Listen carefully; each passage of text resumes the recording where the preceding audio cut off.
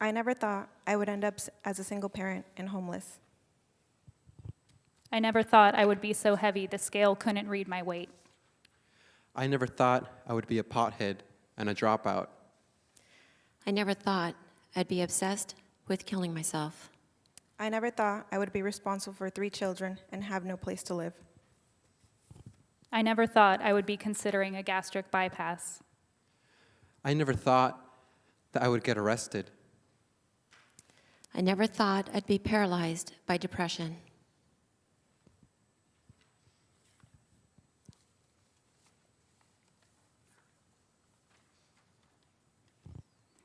Four people, 4 stories. 4 people who live here in Napa Valley. People you might pass on the street and never know the challenges they have faced. 4 people who are voices in the shadows. Many individuals and families are living in poverty in Napa County. Over 1/4 of all residents and 1/3 of families with children under 18 live below 200% of the federal poverty level, which means that over 34,000 people and nearly 10,000 children can't afford basic needs. In Napa County, 87% of our homeless were born here, went to local schools, and grew up here. Childhood obesity has more than doubled in children and tripled in adolescents in the past 30 years. In Napa County, more than 40% of 5th, 7th, and 9th graders are overweight or obese. 60% of adults in Napa County are overweight or obese. Access to affordable care, healthy food, and physical activity is key, and one of the priorities for Napa County's Community Health Improvement Plan, also known as CHIP. 99.9% of cocaine users began by first using a gateway drug like marijuana, cigarettes, or alcohol. 60% of the kids who smoke pot before the age of 15 move on to cocaine. Teenagers who drink or smoke pot regularly are 60 times more likely to use heroin, cocaine, or meth. Even if they aren't usually people who take risks, even if they don't have friends who use drugs, even if hard drugs aren't available in their neighborhoods, and even if nobody in their family is a drug user. Symptoms of depression include concentrating, fatigue, feelings of guilt, persistent sadness, anxious, or empty feelings. Suicide is one of the top 3 causes for premature death here in Napa County. Pretty eye-opening stuff, right? Good evening. We want to welcome you. We're very excited to finally be able to present our project. We're Team Umoja. I'm Angie Conchola. This is Tiffany Kenny, Liz Alesio, and Julio Soriano. Tonight we will share the evolution of Voices in the Shadows, from deciding on our group name to finalizing the details of our project. It has been a wonderful and meaningful experience for all of us.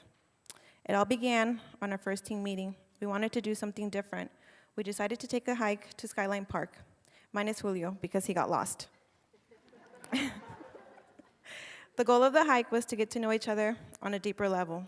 We took a long hike up to the lake where we shared our passions and stories over wine and pizza. Yeah, that's how Team Umoja rolls. As we discussed our backgrounds, we realized that we were all connected by our loved ones and the struggles our families face dealing with diverse economical and health disparities. It was amazing to see how different we each were, our age, our background, but at the same time, we had something very special in common. We knew we had to do something significant to bring to light these important issues that are very near and dear to our hearts. Voices in the Shadows allowed us to explore these issues and also raise awareness in our community.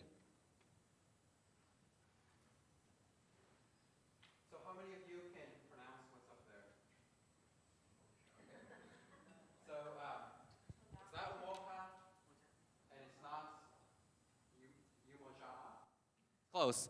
So the word is actually Umoja.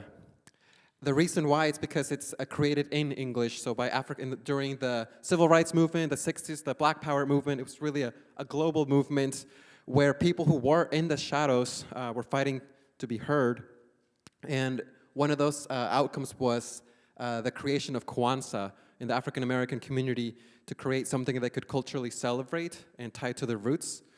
So Umoja simply means unity in Swahili, one African language. And it's one of the 7 principles of Kwanzaa. Umoja, here's the other ones. I'm just going to briefly read only the definition. The self-determination, there's collective work and responsibility, creativity, faith, collective economics, purpose, and Umoja is the first principle celebrated on the first day, which stands for striving to maintain unity in the family, in the community, in the nation, and in the race, which during the Black Power movement was very important for the African American community. But for us, we took that, localized it to our community, and included the whole human race. And here's a brief picture of what Kwanzaa is. It's lighting each candle. Umoja is the center black candle, is the first candle that is lit for unity. After that goes all the other values. And just an anecdote for me was we chose this name, and for me it was something that was very important because it's something we could all relate to. It just tied us in that way. So in some of our initial group meetings, that's what we do during our meetings. Sweetie Pies was one of our favorite meeting spots, and after our meetings, we would always take a group picture. But we knew in our early conversations that we all wanted to work with people who were outcasts in our community in some way. So people who were ignored, unheard, misunderstood, and often forgotten. And we wanted Napa's community to become more aware of these people, these small populations within our community, drug addicts, people with mental illness, immigrants, people who are jailed. And we originally talked about creating a book that would give a voice to these people, the marginalized people in our community. And early on, we wanted to name it In the Shadows, people living in the shadows, kind of on the edges of our community. So with that, we developed our vision, which was to provide a gateway towards dignity and hope to those who are marginalized, vulnerable, and at risk. And our mission was to increase community awareness of economic and health disparities through the sharing of personal life stories. So it only took about one more meeting before the book idea evolved into a, what if we created a monologue idea? A monologue performance, a way to really bring these stories to life and engage the community in these stories, to connect emotion to the stories instead of just printing them in a book. So we knew it was an ambitious goal, and some of us weren't sure we could pull it off, but we just jumped in. Some of us believe we could, without a doubt. We weren't sure how we were going to do it, to be honest with you. None of us have this experience personally of putting on a monologue, being in theater. Maybe Julio is probably the closest, but this was really new to us. So we just took it step by step. One, there were certain criteria that we wanted. We knew we needed inspiration and passion. We had that. I think you gathered that. We also knew we had to have vision, mission, and a team name, and you heard we had that, Umoja, unity. We also wanted to make the monologue a reality, not just something that we were thinking about in sort of a dream state, but really bring it to you responsibly. We wanted it to be relevant to Napa County, to our own community. And we wanted to be impactful. We wanted to enhance community awareness, education, and destigmatize the issues that are attached to all these stories: obesity, mental health, addiction, poverty, being homeless. And we wanted to be professional. We wanted to go to the best. And so to start with that, we selected not our own stories, because as Angie was saying, on our hike, we shared our own stories, which was sort of the inspiration and connected it all. Because each one of us, it's not just those in the shadows, it's our neighbors, it's our family members, it's our dear friends that suffer with these issues. So going to the best, it really started with Living Healthy Napa County. That's the public health department. Dr. Smith is here. And that's a community health assessment that's done collaboratively with public health, local hospitals, nonprofit coalition. And it's a 200-page book. It's very detailed. It's excellent. A lot of data, a lot of statistics. Almost took a year to put that together and to really look and identify the issues in our community. And that's how we selected these. We then went to the nonprofits, because those were the other experts. We went to them and we said, this is what our vision is, this is what we want to do. We want to be sure we had legitimate, vetted stories through the nonprofit agencies. And we also knew that would be an opportunity to highlight those nonprofits. So many of us, as I said, we know folks in our community who are suffering in the shadows, but they don't know where to go, and we don't know where to send them. So it was a great opportunity for us to link folks to our nonprofits. And that would be Family Services in Napa Valley, that's Community Action Napa Valley Samaritan House.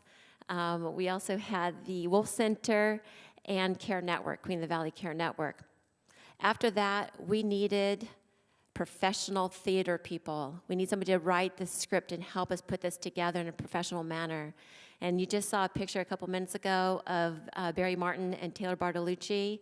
We were there on December 6th. This is how early we knew we were going to do this. On December 6th was Leadership Napa Valley Day, Art Day. We went and saw and did some skits with Lucky Penny Productions, with Barry and Taylor. And that day we asked them, would you be a part of this project? Would you write this script with us? And they said yes, thank goodness.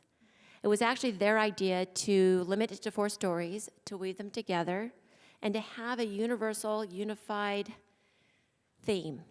And that theme is, I never thought. I never thought I'd be obese. I never thought I'd be depressed and even want to kill myself. I never thought I'd be an addict as a teen, and I never thought I'd be a parent that would be homeless. Those were important stories, and they really helped us. And if you were there Monday night, it was beautifully done. So now we have actors. We need actors, because the dignity of each person that provided the story was most important to us. That was in the forefront of this project. So we were very fortunate. Each actor jumped on board immediately. Charlotte Stewart, you may know her as Miss Beadle from Little House on the Prairie, and she's on Twin Peaks. She's done a lot of things. Charlotte lives in Napa. Charlotte was there. Robin Nimko, as you see, was an amazing narrator. Josh Borha with New Tech was our youth with the Wolf Center that portrayed a young man, real life story with addiction. Lindsay Stoltz here on the right, Karaman, Napa High grad, also a lot of experience in theater. And Artie Party Reyes, who hasn't done this, he has his own TV show, but he was amazing as Diego, our homeless gentleman. And that's Charlotte. In terms of production, we needed a musician, pianist, so Richard Perot was wonderful, and lights was Justin Alquist, and the venue was key. Having it at Silos on a Monday evening was really strategic. That wasn't by chance. In addition, we had artists, and you'll see this artwork here. These are 5 local artists who took these stories and were inspired by them and did these original paintings that we had available that evening for auction, and a couple of the paintings were bidded on. And so we appreciate the artists that also that contributed and were there. And then, like any Napa great event, you have to have like a wine auction. So if you were there, your chances were really good that we had 3 wine lockers, thanks to Angie and Leadership Class 27. Thank you very much. A lot of those donations came from you. And all proceeds go back to these nonprofits. So we wanted to support them and thank them. So we're going to show you just 2 minutes of that evening's performance. Ladies and gentlemen, Voices in the Shadow.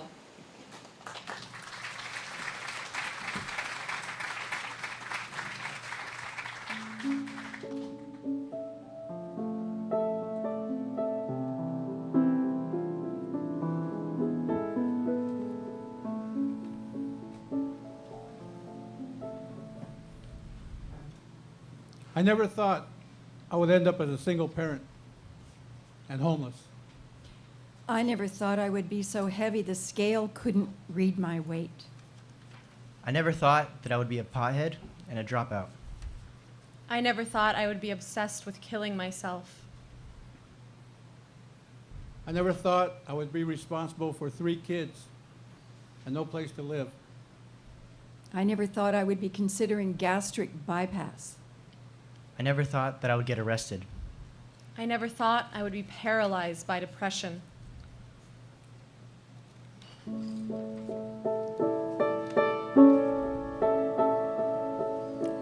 Four people, four stories. Four people who live here in Napa Valley. People you might pass on the street and never know the challenges they faced. Four people who are voices in the shadows. Diego, At one time I was married. I loved my wife, but she had some problems. She made bad choices. I wanted to take care of her, to make her happy. But sometimes people can't change, or they don't choose to change. Elaine, It didn't start for me until about the 7th grade. That's when my mom and my older sister used to say, if you would just lose some weight, the nice clothes would fit you. And then my mother took me to a doctor to get diet pills. I was 12. Evan, We moved a lot when I was growing up.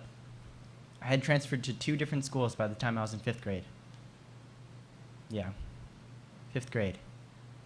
That's when I started smoking marijuana with my older brothers. That was the beginning. I didn't have a lot of friends, but I did have drugs and alcohol. Becky, I don't know exactly when it started. Maybe I was always a little melancholy. But when I got into my 40s, it gradually got worse. The anxiety and depression. I went to my doctor to see if there was something physically wrong with me, and that's when I was referred to a counselor. I was hopeless and thinking about suicide all the time. Following that performance, we had a talkback session where the actors and the lead agencies leaders came up and were able to talk with the audience and get more information to, again, just a little bit awareness and education. I thought it was really dynamic. It was really good. Long term of this project, well, this is turning into a video, a full video. We had Slapdash TV, Napa TV there. So once the video is complete, it's going to be available on the Napa County Public Health, Living Healthy Napa County site, right, Doctor? Yes. Queen of the Valley and also Napa TV. In addition, we have several high schools that we've been talking to, actually all the high schools, and Napa High is going to have their own Voices in the Shadows next year for their school and their school issues. A lot of them are very common, but the bully factor is definitely big in the high schools, so we're going to help them with that, and they're going to have their own Voices in the Shadows next year, not next week. So I just want to thank Mayor Jill Teckel. Leadership Napa Valley is amazing, and you've been an incredible example of leadership. So thank you. And Suzanne Schiff and all the board members, thank you very much on behalf of Umoja. And for the best class ever, we have to give kudos to class 27. Thank you. And also for our family and friends who've endured these last months.